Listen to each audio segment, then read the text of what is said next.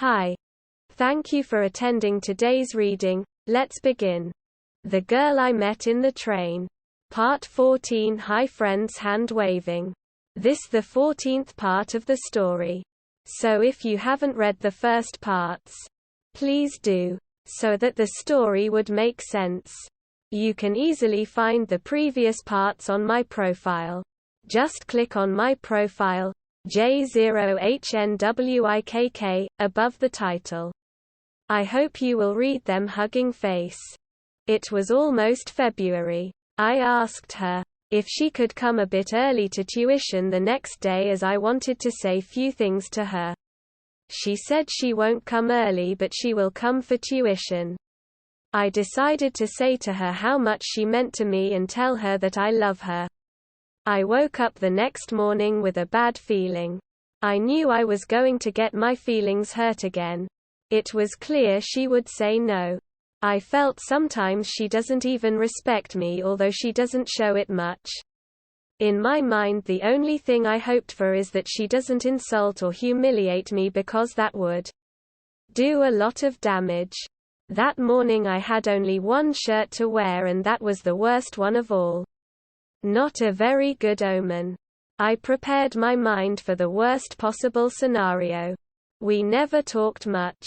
As I said before, everything she has ever said to me is imprinted in my head, and I really hoped that she wouldn't take it too far with words, as it would leave a permanent scar which I doubt would ever heal. If you love someone, you have to say it to them. If you can't say it, then why are you loving them?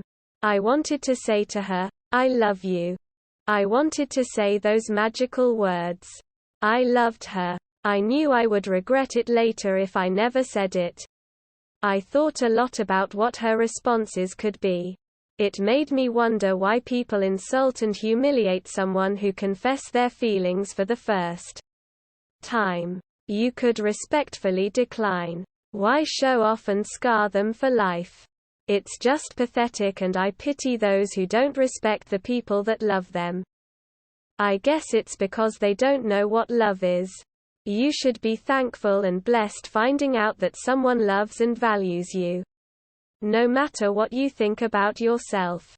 There aren't a lot of people who genuinely value you. Nowadays I see people consider it as an achievement. Giving hope to somebody by talking to them because you are bored, and even after realizing that other person has developed feelings for you, you still continue to give them hope. And one day when that person confess their feelings, you humiliate them.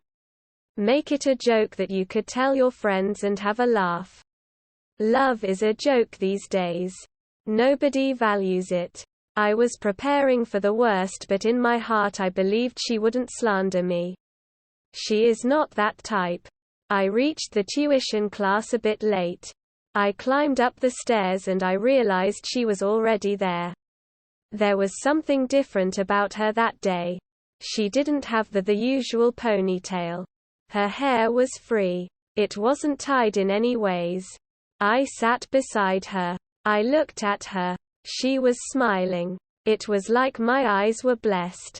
I have never seen her this pretty. She wore a black dress that I haven't seen her wear.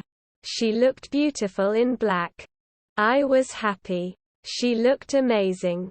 That day too. After class, she didn't wait for me. She started walking long before I got down the stairs. She knew I had something to say to her. She probably knew what I was going to tell. I did get hurt, again. I didn't catch up with her to say it. She was avoiding me and what I had to say. When someone is avoiding me, I give them the space they need because I respect them and their feelings. She said, no, to me without saying, no, to me. I never texted her after, nor did I try to talk to her. I didn't want to be a nuisance. Last thing I want in my life was for her to have a memory of me being a complete nuisance. Tuition classes ended after a few weeks. Final exams came and they got over. Summer vacations started. I was about to be in college. My thoughts about her never stopped. I always wanted to check on her and ask how she is doing, but I didn't want to disturb her anymore. I thought I would never meet her again nor talk to her, but I was wrong. Will be continued. This is a true story, so please don't expect something filmy. Cold sweat smile. Thank you for reading. Your feedbacks are valuable. DM or comment. It doesn't matter. Give an upvote if you liked it. I will see you friends soon. Black Heart. End of story. Next story. Anyone have any weird, personal stories where they experienced some sort of witchcraft or devil worship? I recently heard some stories from trusted friends of mine and things that they have heard from other people, and it's blown my mind. I want to hear more stories. End of story. Next story. I caricatured at a bee farm yesterday. I caricatured for around 7 hours at Wild Harvest Honey Farm. Occasionally, while I was drawing, small bees flew around me. I only saw a few, and they seemed gentle, calm, and almost curious about what I was doing. One of them nearly flew into one of my caricaturing bags as I bagged up a drawing. I've read that bees go exploring for sources of pollen to make their honey. Sometimes individual bees will fly up to 6 miles. Then they come back to the hive and dance for the others to communicate what they've seen. Each bee is a part of a larger whole.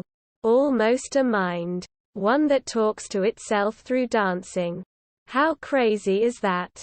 I wonder if the hives were curious about all the activity around the farm, and if they sent out scouts to see what the commotion was about. I imagine the little bees flying back to their hive and dancing for each other. Trying to describe the lumbering humans, the tents, and the food trucks. Maybe one of the bees I saw described me to its fellows as it danced its interpretive little bee dance. After the event, I drove home, had a very late lunch, and slept for hours. Caricaturing is my favorite thing to do, and I'm happy to wear myself out doing it. Like a bee searching for pollen. I roam far and wide for opportunities. A party here. A reception there. A festival at Wild Harvest Honey yesterday. In going to these places, I explore my world and meet others. They sit in front of me, and my hands dance across the page. I show them what I see. I am doing the thing that makes me happy and making something for them. Yesterday, I met 3 little bees. I felt like I was in good company. They, like me, are explorers roaming for miles, searching, learning, and dancing, all in the pursuit of creating something that sustains them, and in the process making something sweet for others too. End of story. That is all for today. If you want to support my automated channel, feel free to drop a like and subscribe. See you tomorrow.